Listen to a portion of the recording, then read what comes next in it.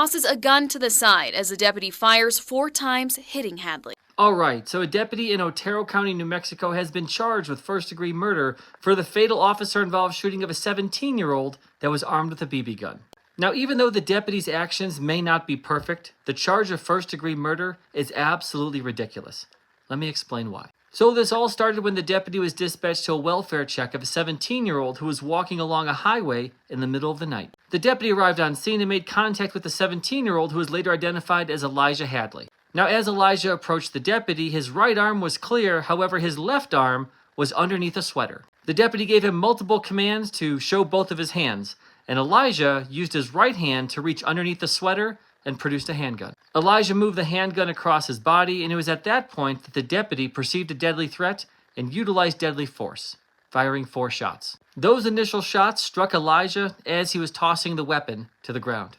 Now, once Elijah was on the ground, he landed either on or near the handgun, and the deputy gave him multiple commands to stop reaching for the handgun, and when Elijah refused to do so, the deputy fired 15 more shots, killing Elijah. In my opinion, the initial 4 shots fired by the deputy while Elijah was holding the handgun, pointing it at the deputy, yes, that was legal and reasonable. However, once Elijah was on the ground and injured and had landed either on or near the gun, the deputy perceived that he was reaching for the gun but never grabbed it.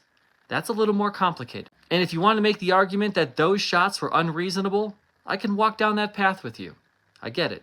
But as I said at the beginning, first-degree murder is ridiculous, because in New Mexico, you can only be charged with first-degree murder if the unlawful killing also had one of 3 elements. Let me explain. Number 1, the killing would have to be premeditated, which obviously was not the case here. The deputy was dispatched to a welfare check and did not utilize any force until Elijah produced a handgun. Number 2, the killing would have to be during the commission of a felony. Now, the deputy was dispatched to conduct a welfare check on a 17-year-old who was walking on the highway in the middle of the night.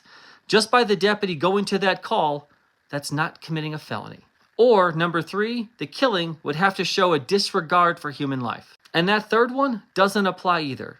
Here's why. The very first thing that the deputy did after the initial 4 shots is he ran around to the passenger side of his vehicle, called for EMS, and grabbed his first aid kit. He even informed dispatch over the radio that he wanted to render aid but couldn't because Elijah was still reaching for the gun. In this case, I think it's reasonable to debate manslaughter charges, but clearly the elements of first-degree murder are not met.